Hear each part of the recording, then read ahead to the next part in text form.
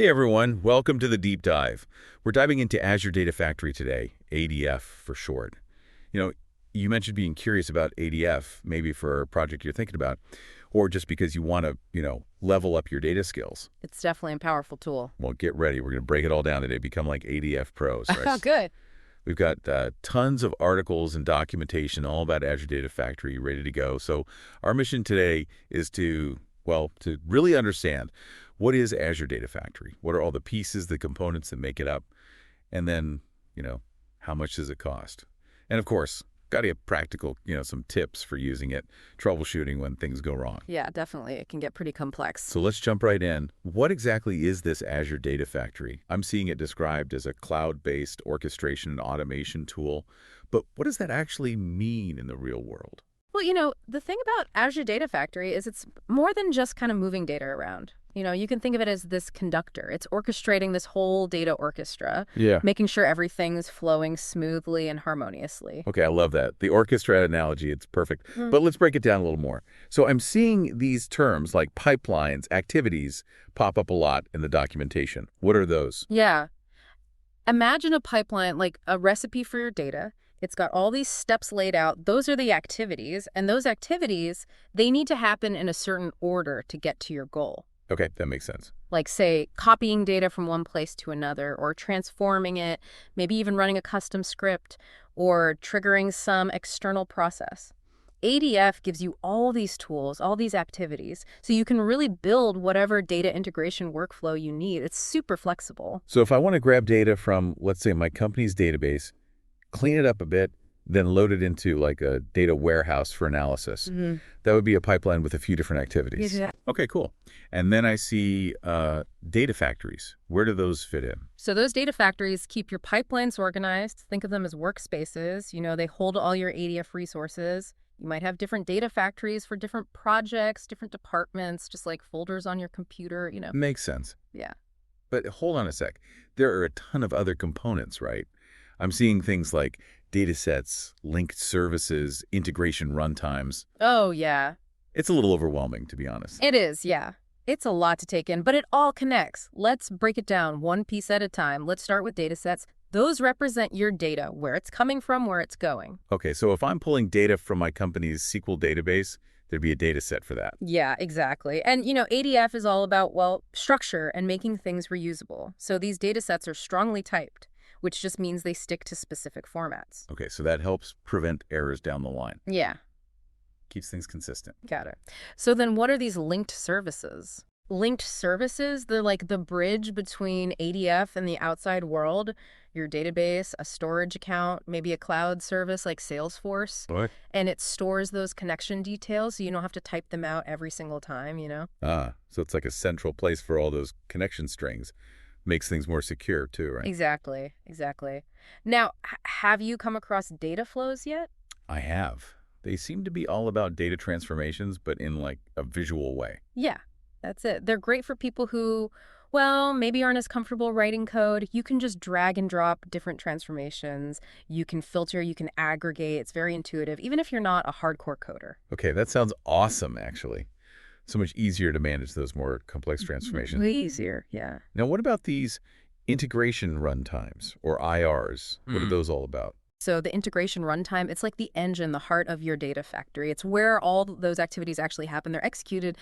ADF gives you options, different types of IRs, depending on where your data lives and what security you need, Okay, so it's like choosing the right vehicle, right? Small car for running errands around town, or big truck for heavy lifting. Yeah, perfect analogy. You've got those Azure-based IRs. They're serverless, like an on-demand ride-sharing, super convenient. Then there are Azure-managed VNet IRs, secure connections inside your network. Okay. Like a private limo. And if you got to run things on premises, you have the self-hosted IRs. Okay, so that's like owning your own vehicle. More control, but more to manage. Exactly. So the choice of integration runtime really depends on what we need and where our data lives. Got it. Yeah. Now, let's talk about automation. Can't be babysitting these pipelines all the time. How does ADF handle that? Automation is key. That's where triggers come in. They tell your pipelines when to go, when to execute. You've got scheduled triggers, like setting an alarm clock for your pipeline. And then event-based triggers, they react to things happening, like new data showing up in your storage account. So scheduled triggers are for those regular tasks, and event-based ones are for reacting to things as they happen. Yeah, exactly. And you can get even fancier. You can use control flow to build logic into your pipelines, like if this, then that, or repeat this until this happens, just like in programming. Okay, cool. So we can build really sophisticated workflows. Exactly. Yeah, you can handle pretty much any scenario. Wow, makes me appreciate data engineers, all this complexity. Now, how much does all this cost? ADF, I mean. Is it going to break the bank? That's a great question, and it's something we'll definitely dive into. Azure Data Factory pricing, it's got a lot of pieces, but it's not as scary as it might seem at first. Okay, good to know. We'll break it all down right after this. Okay, we're back and ready to tackle this Azure Data Factory pricing. I've got to admit, I get a little overwhelmed with cloud pricing, all the different models and stuff, but you make it sound like ADF is, I don't know, kind of manageable. It is. Think of it like building with Legos, you know? Hmm. You pay for the individual bricks, but you get to choose what you build, how complex it is. Same with ADF. You pay for the resources you use. And the cost, well, it scales depending on a bunch of things, like how often you run things, data movement, what kind of integration runtime you're using. Okay, so maybe not as scary as I thought. What are the main, I don't know, like building blocks of this pricing structure, the things we need to watch out for? Well, the first one is pipeline orchestration and execution. That's like the basic cost, just to run your pipelines. And it includes the compute used by the integration runtime. You're paying for the brains of the operation here, the management, the execution of those workflows. So the more complex those pipelines, the more often they run, the higher the cost. Exactly. And don't forget, those different integration runtimes have different price tags, too. Those Azure-based IRs, they're convenient, but they might cost a bit more than running things on-prem, with a self-hosted IR. It's always a trade-off. Like choosing between, I don't know, a fancy coffee shop and brewing your own at home. Yeah. Sometimes you just want that convenience. Okay, so what about data flows, those visual ones we talked about? Do they add to the cost? Yeah, they do. If you're using those for your transformations, there's a cost for data flow execution and debugging. It all depends on how long those flows run, how much power they need. So the more data we're transforming, the more complex those transformations, the higher the cost. Makes sense. I'm also seeing this thing called data factory operations in the pricing docs. What is that exactly? But that's for the little things, the behind-the-scenes stuff, like reading and writing those ADF entities, your data sets, linked services. And for monitoring your pipelines, it's like a small maintenance fee to keep things running smoothly. So even if I'm not actually running any pipelines, there's still a small cost, like a platform fee. Yeah, you could say that. Now, those individual activities within your pipelines, those impact the cost too, right? Okay, so each activity has its own price tag. Not exactly. It's more about how often they run. Activities that run once a day or less, those are low frequency. Anything more than that, that's high frequency. And higher frequency means more work for ADF, so higher cost. Makes sense. So it's like a gym membership. The more you go, the more it costs. Yeah. But wait, I'm seeing here ADF has a pretty good deal for those low-frequency activities. Yeah. They actually give you the first 5 low-frequency activities per month for free. So if you're just using ADF for like occasional tasks or testing stuff out, you might not even pay anything for those activities. That's a pretty nice perk. So does it matter where those activities run? Like in the cloud versus on-premises? Does that affect the price? It does, yeah. Running things in the cloud with those Azure-based IRs, that'll usually cost different than running them on-prem with the self-hosted IR. So if I'm already using Azure a lot, my data is mostly in the cloud, probably makes sense to run my activities there, right? Yeah, most likely. Keep your data close to where it needs to be, less data transfer costs. It all ties back to that cloud strategy. Okay, so location matters. What about the pipelines that are just sitting there not running? Do they cost anything? They do, actually. Even inactive pipelines during what they call an active period, those incur a small charge during that period, like a storage fee. But it's much lower than for active pipelines, of course. Okay, like those off-season storage fees for a boat or an RV. Makes sense. So anything else we need to be careful of to keep costs down? Well, one thing, minimize those reruns during development and testing. Each time you rerun an activity, that adds to the cost. Ah, okay. So got to be efficient, test things thoroughly the first time. Exactly. The more efficient you are, the less those reruns are going to hit your budget. Now, moving data around, that can really add up too, especially when you're working with lots of data. Yeah, I bet. So what's the rule of thumb there? Moving data within Azure, that's generally much cheaper than moving it into or out of Azure. Those outbound data transfers, those can get expensive. So if you can keep your data inside Azure, it'll help keep the cost down. So if I'm pulling data from outside Azure, processing it in ADF, and then sending it back outside Azure, that's going to be the most expensive scenario. Yeah, that's like taking a long international flight compared to, I don't know, a quick hop across a couple states. The longer the distance, the higher the cost. Makes sense. So any other hidden costs, things to watch out for? Well, one last thing. If you're using other Azure services in your pipelines, things like HDI Insight for big data processing, you'll be billed for those services separately. It's like adding extra toppings to your pizza. Each one adds to the total cost. Okay, so it's all starting to make sense, but it's still a lot to keep track of. Is there any way to, estimate these costs before we actually build those pipelines? There is. Microsoft actually provides a pricing calculator just for Azure Data Factory. You can plug in your expected usage, like how often things will run, how much data you'll be moving, what type of integration runtime you'll use, and it'll give you a pretty good idea of what it'll cost. That's a huge help. Yeah. So it sounds like ADF pricing is pretty transparent, even if it's not the easiest to figure out at first glance. It is, yeah. Just remember that cloud pricing can change, so it's always a good idea to check those updates from Microsoft just to stay in the loop. Great advice. So we've talked about building those pipelines, but what about managing them? Especially when you've got multiple developers working on them, how do we make sure things don't get, I don't know, chaotic? You're talking about continuous integration and continuous delivery, or CI/CD as they call it. Yeah, CI/CD, that's the stuff. It's all about setting up this smooth, automated way to move those pipelines from development to testing and then to production. Think of it like an assembly line, but for data. Okay, I like that. So instead of doing those manual deployments, everything's automated, less room for error. Exactly. And ADF works really well with Azure DevOps pipelines. That's like the tool for bigger teams, frequent updates. It's all about automation, making things efficient, consistent. So I can define my entire workflow for deployment, run tests automatically, push changes to different environments, and everything's version controlled, tracked. That sounds amazing. But what about smaller projects? Is Azure DevOps overkill for that? For smaller projects, or maybe if you're not updating things as often, you can do things manually, uploading those resource manager templates. Okay, so there's a simpler option. Yeah, it's a bit more hands-on, but it works for simpler deployments. So ADF has that flexibility, covers different needs and workflows. Nice. Now, are there any best practices when it comes to CI/CD with ADF? Things we should know to avoid, I don't know, potential headaches? Definitely. First one, version control. Always a good idea, right? Use Git integration, but just for your development data factory, not production. Okay, wait, why not production? Wouldn't it make sense to version control everything? You'd think so, yeah. But those changes to your test and production environments, those should go through that automated CI/CD pipeline. It's more controlled, traceable that way. If you're making changes directly in production, you could end up with conflicts, inconsistencies. It's harder to track down problems if something goes wrong. So it's about keeping those environments separate. Avoid accidentally messing things up. Yeah. Makes sense. Yeah, you don't want to accidentally overwrite something important. Another tip, those pre- and post-deployment scripts, those can be lifesavers. They can do things like stop triggers before you deploy and restart them after, so everything transitions smoothly, no downtime. Well, that's smart, like setting up and cleaning up after a performance. I like that. And I see our source material actually has a sample script for that, so that's handy. Yeah, super helpful. Now, integration runtimes, especially the self-hosted ones, they usually don't change that much.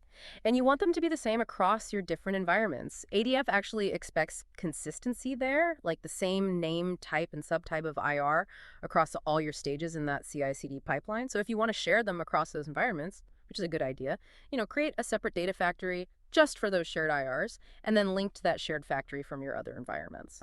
So it's like centralizing those shared resources. Yeah. Makes management easier and saves money, maybe. Exactly. Now, for managed private endpoints, make sure the properties for those, they're the same across your environments. If there are differences, use parameters. It'll prevent those deployment failures that can really throw things off. And speaking of names, avoid spaces in those resource names. Use underscores or hyphens. It's because of those ARM templates, those blueprints for Azure resources. Those ARM templates, they can be a bit picky sometimes, right? They can be. And once you've got that Git repository set up for version control, don't touch it. Let ADF handle it. Don't manually change the files or folders, or you might get those resource loading errors, and that can really mess up your deployments. Got it. Hands off the repository. Exactly. And as tempting as it might be to just publish individual resources, try to avoid that, it can lead to unexpected problems. Those it works on my machine kind of situations. Deploy everything together. If you absolutely need to make a targeted change, use those hot fixes. So generally deploy everything. Avoid cherry-picking individual things. Yeah, it'll save you headaches later. Now, for permissions, Azure RBAC, it's usually easier to give developers the right access at a higher level rather than assigning super specific permissions to every single pipeline or data set. So give them access to the building, not a separate key for every single room. Exactly. Now, just a heads up, there are some limitations with CI/CD and ADF. You can't publish from private branches, host projects on Bitbucket, or use partial ARM templates. Just stick to those recommended workflows and you'll be fine. Good to know. So we've covered so much about CI/CD. It sounds like getting this right is really important, especially as those data pipelines get more complex, more critical to our work. It definitely is. The more you can automate and streamline those processes, the better. Now, with that CI/CD foundation in place, let's talk about actually running those pipelines, bringing them to life. Okay, let's do it. We've designed these awesome data pipelines, but they got to actually do something, right? We got to make them work. Absolutely. And ADF gives you two ways to do that. Manually, for testing, one-off tasks, or you can use those triggers we talked about for automation. It's all about choosing the right approach for the job. But we'll get into the nitty-gritty of actually running those pipelines right after this quick break. Okay, we're back. Time to make those Azure Data Factory pipelines actually do something. We've talked about all the pieces, the pricing, CI/CD, the whole setup. But now it's all about, running those pipelines. Yeah, time to see them in action like we were saying before. You can run them manually or use those triggers for automation. Okay, let's start with manual execution. It seems pretty simple, right? Is that what we mostly use for testing and development? Yeah, pretty much. It's like a test run for your pipeline, try out new code, troubleshoot a specific step, or if you need to run something just once for a special request or something. And you can even pass in parameters to customize things each time you run it, so it's super flexible. Okay, so if I need to, say, process some data for a one-time report or test a new piece of code, I can just trigger the pipeline manually and give it the inputs I need. Exactly. It's like having that run now button whenever you need it. But if you want things to just run automatically, that's where triggers come in. They're like the automation magic of ADF. Your pipelines run when they're supposed to without you having to do anything. Triggers, huh? Sounds almost too good to be true. Okay, remind me about those different trigger types again. Sure. There's scheduled triggers. Those are like setting an alarm clock for your pipelines. Tumbling window triggers, they handle data in these time-based chunks. And then event-based triggers. Those react to specific events. Like when something happens with your data. Okay, so scheduled triggers are probably the most common then, right? Yeah, probably. They're perfect for those regular tasks that need to happen at specific times. Daily data loads, weekly reports, monthly stuff, that kind of thing.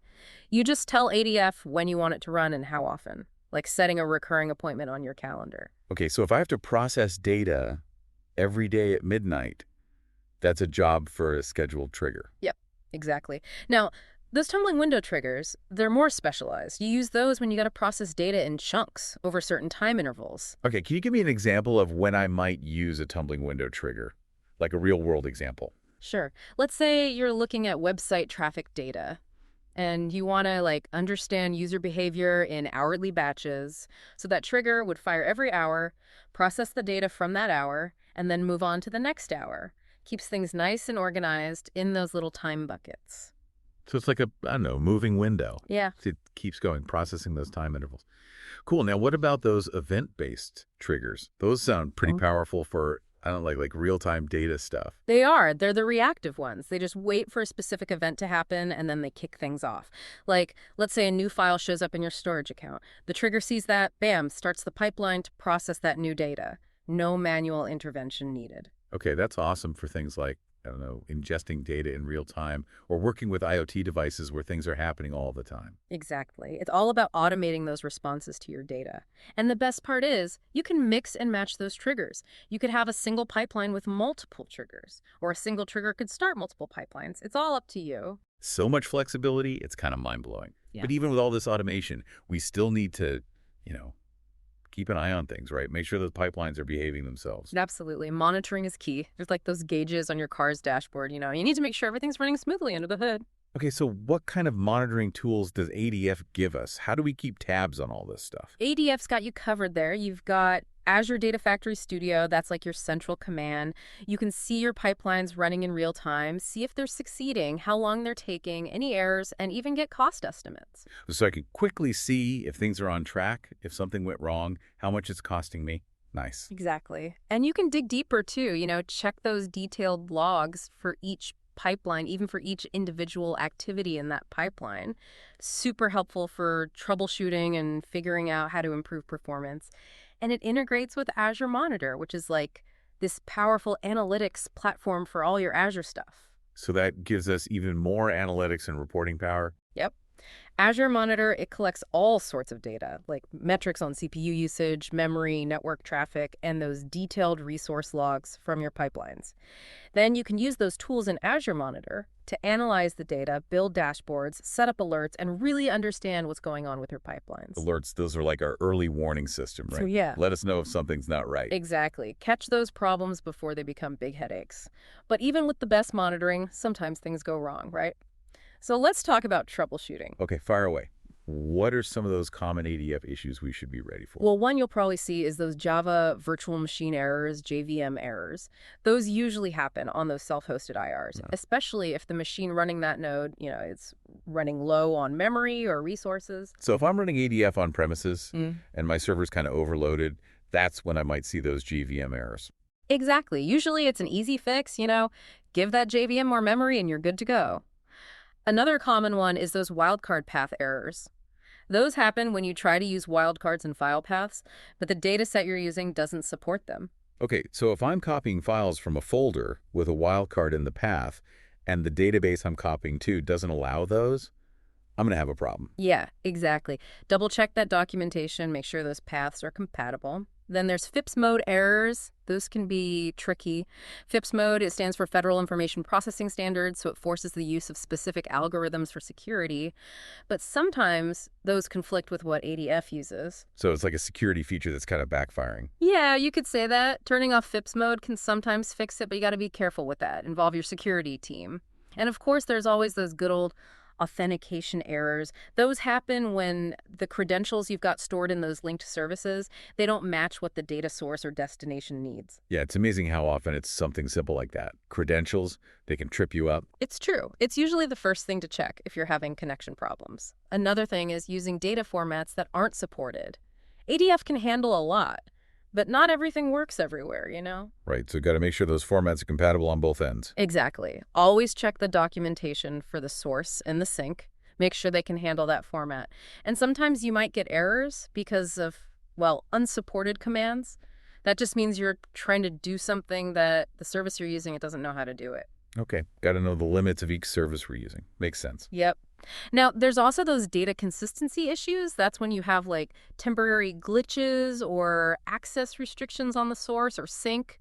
Like trying to visit a website and it's down for a bit. It doesn't mean your request was wrong, just a temporary hiccup. So how do we handle those little temporary problems? Well, build in some error handling and retry mechanisms in those pipelines.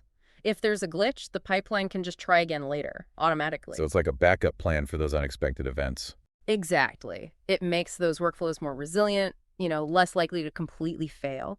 Now, another common area for troubleshooting, ODBC queries. If those queries you're using to pull data or schemas, if they're wrong or inefficient, they can cause problems. Okay, so we got to make sure those queries are right and optimized. Yeah. They're like the engine for data retrieval. If the engine's not working right, the whole thing slows down. And then there's connection failures. Those can be frustrating, All sorts of things can cause those. Network issues, wrong credentials, firewall stuff, encryption mismatches. It can be anything. So many things to check. Yeah, you got to be a bit of a detective with those connection issues. Check the network, double check those credentials, look at the firewall settings, make sure the encryption's matching up on both sides. But once you get those connections working, you want to make sure the data's moving as fast as it can. Okay, so let's talk performance. Yeah. How do we optimize those copy activities? First thing, keep an eye on those throttling limits and resource utilization. That's in ADF and on your data stores. Throttling happens when you hit those usage limits that a service has. To avoid that, monitor your usage, adjust how often you make requests. You might even need to upgrade that service tier on the data store side, handle those larger data volumes. So it's not just about ADF Mm. itself, but about understanding the limits of those data sources and destinations we're using too. Absolutely. You got to look at the whole picture. Another important thing, keep things close together. Your Azure integration runtime, your data source, your data destination, try to keep those all in the same Azure region whenever you can. Okay, so data location matters. It does. And each connector, those things that link ADF to your data stores, they might have their own little performance tips and tricks. Like if you're using Amazon Redshift, using their inload functionality, that can really speed things up. Always read the documentation for each connector. Okay, so got to learn the specifics for each one, see how to optimize for our situation. Exactly. Now, if you've done all that and things are still slow, you can bump up those data integration units, DIUs. Hmm. They give your pipelines more power to work with, process that data faster. But be careful. Too much parallelism can actually slow things down. It's like having too many cars on the highway. Everything gets jammed up. So it's all about balance, right? Yeah. Enough power, but not too much. Exactly. Now, if you're using a self-hosted IR, you got to monitor that machine yourself, make sure it's running smoothly, look for latency, bandwidth problems, keep an eye on resource usage. Okay, more hands-on with those self-hosted IRs. Yeah. Right. Yeah, it's a bit more work.